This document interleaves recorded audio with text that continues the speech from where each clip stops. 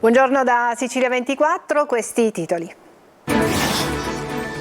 Festa della Repubblica a Catania, nella chiesa di San Nicolò l'Arena, deposta una corona d'alloro per ricordare i caduti in guerra. Cerimonia celebrativa con cittadini e autorità in piazza Università. Il ministro Nello Musumeci a Catania ricorda i valori della Repubblica e parla del futuro della città dopo l'elezione del nuovo sindaco. Torni a essere protagonista nel Mediterraneo. 2 giugno all'insegna della cultura, folla di visitatori nei musei e nei siti archeologici aperti con ingresso gratuito. Ai domiciliari perché malato, ma teneva al bar incontri segreti con pregiudicati. Arrestato a Trapani Antonino Buzzitta, ritenuto il consigliere dei boss. Mafia, sequestrate a Vittoria 2 aziende di imballaggi riconducibili a un boss legato alla Stidda. Beach soccer, si alza il sipario sulla stagione, 2 squadre di Catania in cerca di gloria, oggi in palio c'è la Supercoppa.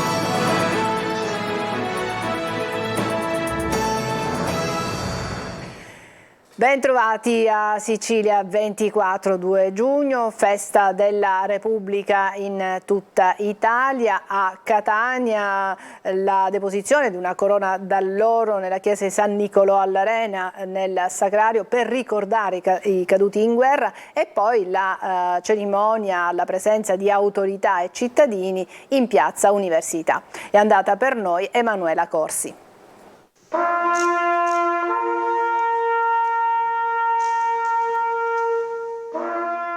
I festeggiamenti del 2 giugno a Catania iniziano dalla chiesa di San Nicolò l'Arena con la deposizione della corona d'alloro presso il vestibolo del Sacrario Militare per rendere onore ai caduti della patria.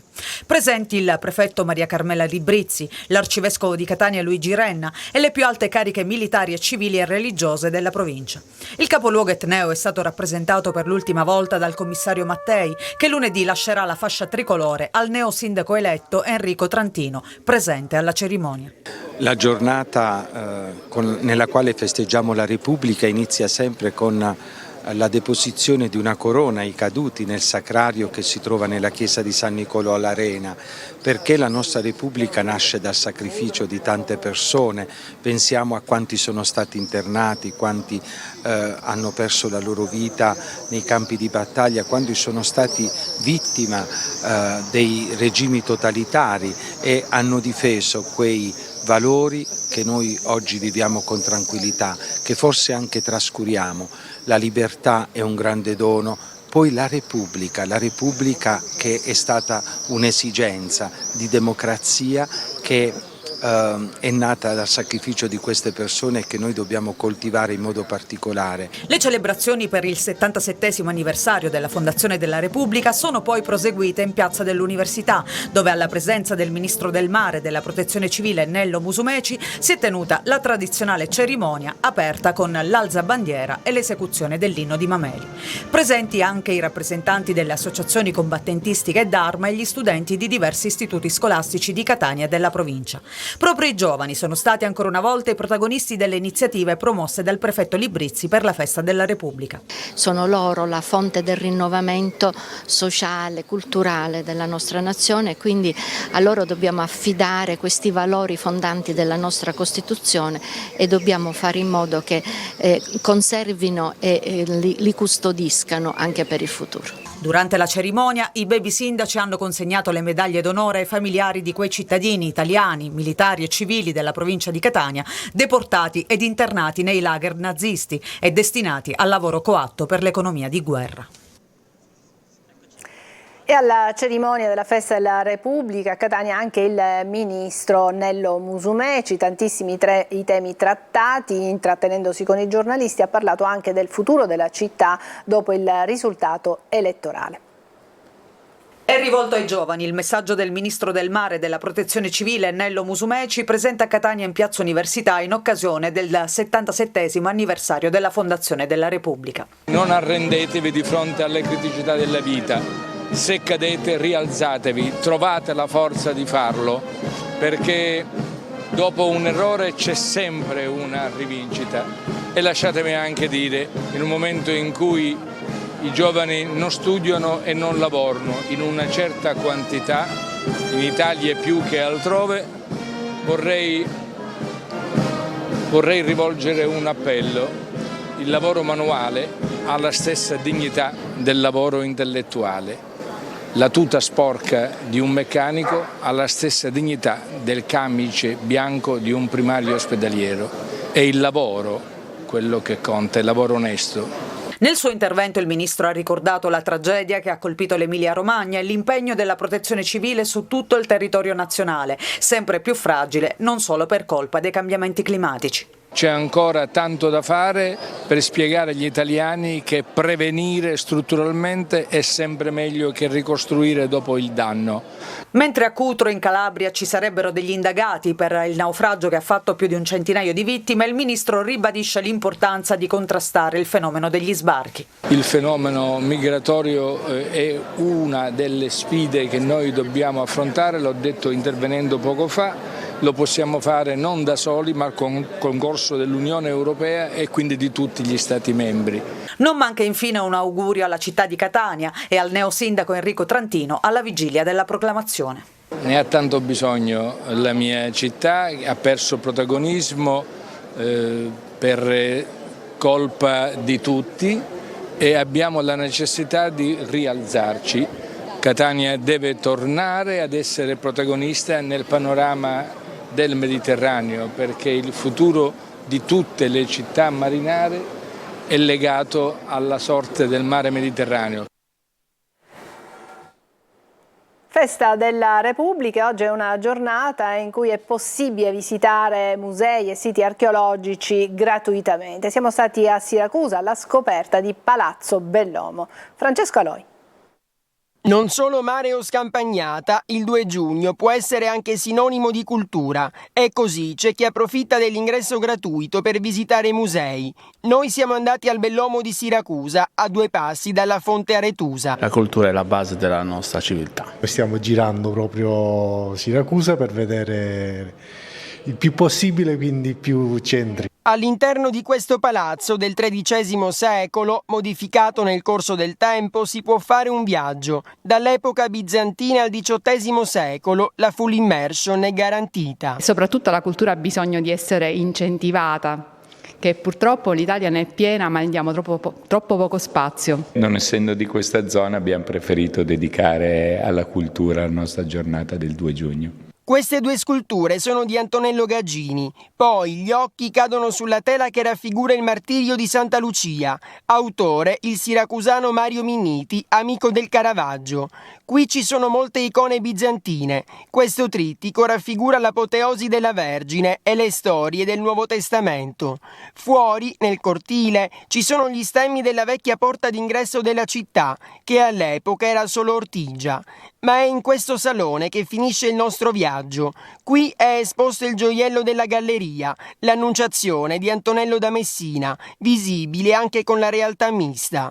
È un progetto cofinanziato dalla Regione, con la collaborazione di Unicit e di altre aziende. Abbiamo una guida di eccezione, è lo stesso Antonello da Messina che spiega al visitatore il suo quadro, parla di se stesso e dà al visitatore la possibilità di apprezzare alcuni dettagli del suo quadro. Non solo oggi, turisti e residenti potranno approfittare dell'accesso gratuito in tutti i siti della regione, anche domenica.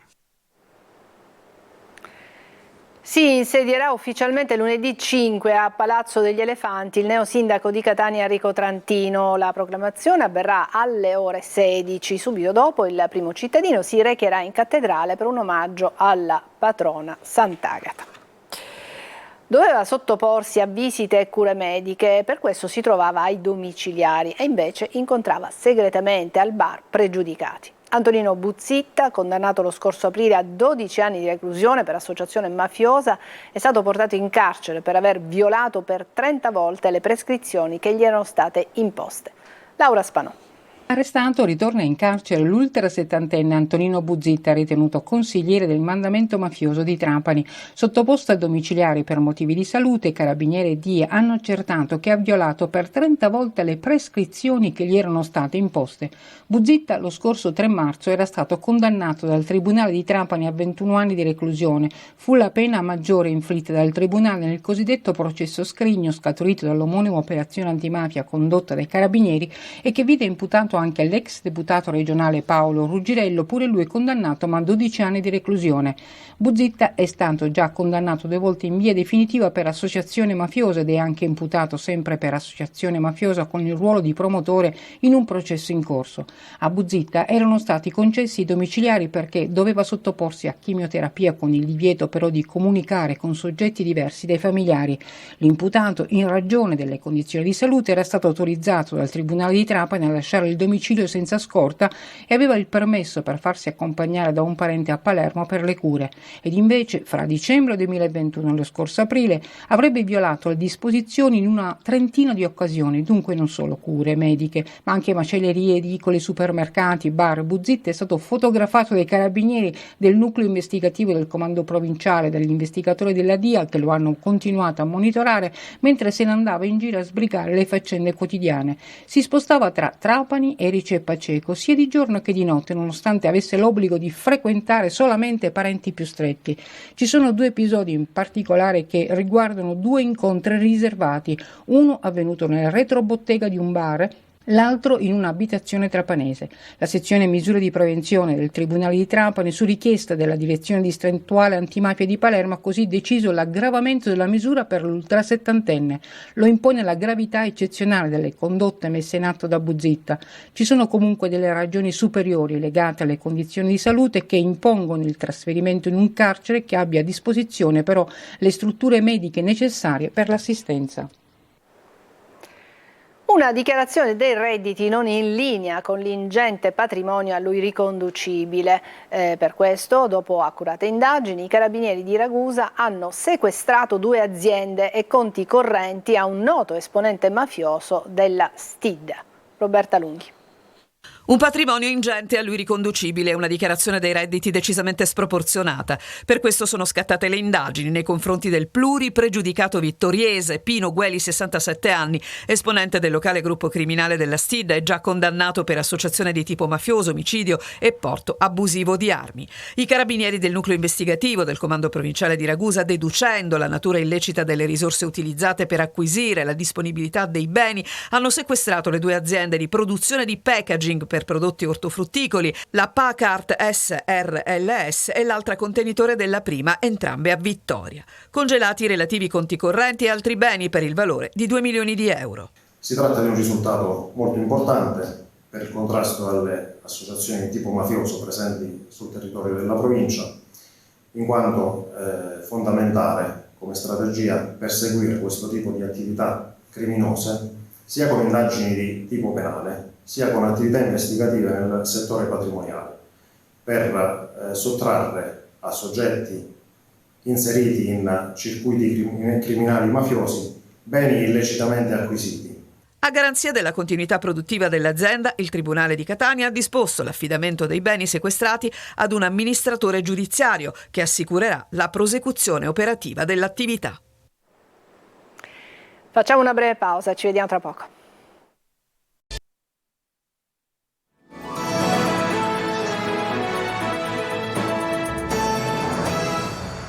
Eccoci rientrati in studio, apriamo con la politica. Sale la tensione nella giunta regionale di governo dopo giorni di polemiche legate al risultato elettorale di Trapani. Fratelli d'Italia insiste nella richiesta di tagliare fuori dalla giunta l'assessore leghista Mimmo Turano, ma il presidente della regione Renato Schifani rinvia tutto a dopo i ballottaggi e punta a far calmare gli animi per spostare il tagliando a dopo l'estate.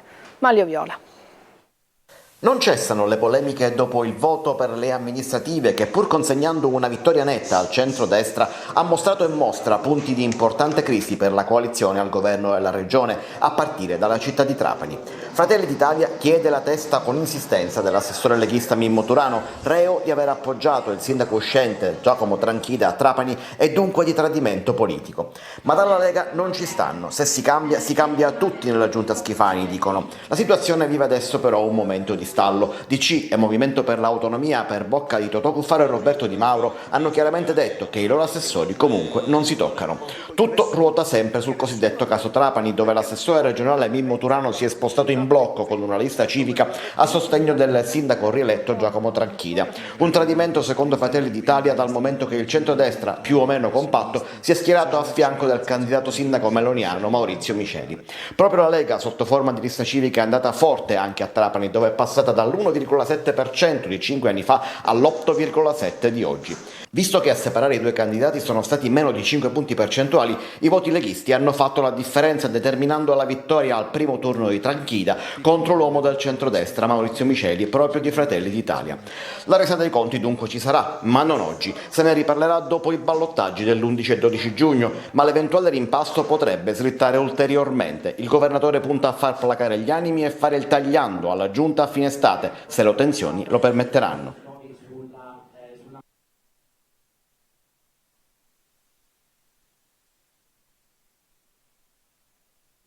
Soddisfatti i sindacati, un primo passo importante dicono, ma ci sarà ancora da lavorare. Marco Gulla. Uno scorcio di luce nella delicata e intricata vicenda AMAP a Palermo. Martedì 700 dipendenti dell'AMAP in agitazione da venerdì scorso riceveranno gli stipendi. La situazione si è quindi sbloccata. La procura ha accettato la proposta di ritenere congelati i conti correnti AMAP fino alla data della notifica del provvedimento di sequestro dei 20 milioni di euro. Tutta la liquidità arrivata da quel giorno in poi può ritenersi svincolata e le somme necessarie possono essere erogate per il pagamento di stipendi e forniture. Cessa quindi lo stato di agitazione dei lavoratori che erano scesi in piazza a manifestare quasi ogni giorno, preoccupati per una situazione sempre più delicata anche per i servizi che AMAP fornisce alla città di Palermo e ad altri 47 comuni della provincia. Con lo sblocco dei conti correnti AMAP potrà nuovamente operare per portare nei 47 comuni della provincia di Palermo il servizio idrico in tutti i suoi aspetti. Una ottima boccata d'ossigeno per i lavoratori e le rispettive famiglie, ma anche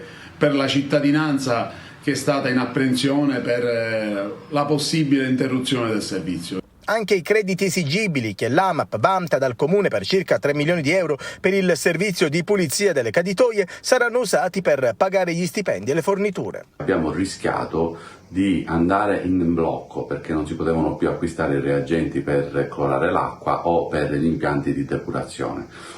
Grande soddisfazione esprimiamo per l'intervento del prefetto, per l'interessamento del sindaco di Palermo, il professore Lagalla, e per il vice sindaco, l'onorevole Varchi. Grazie al loro intervento tutto questo è stato possibile.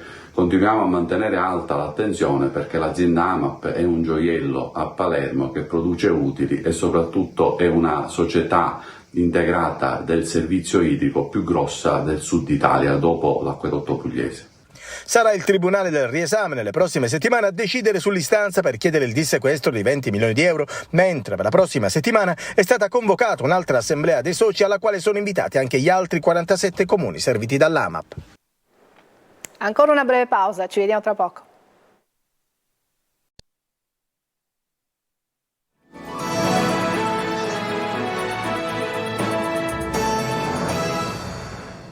Eccoci allo sport, parliamo di beach soccer, inizia la stagione, si assegna il primo titolo. Alle 18:30 a San Benedetto del Tronto la sfida tra Catania e Pisa che vale la Supercoppa italiana.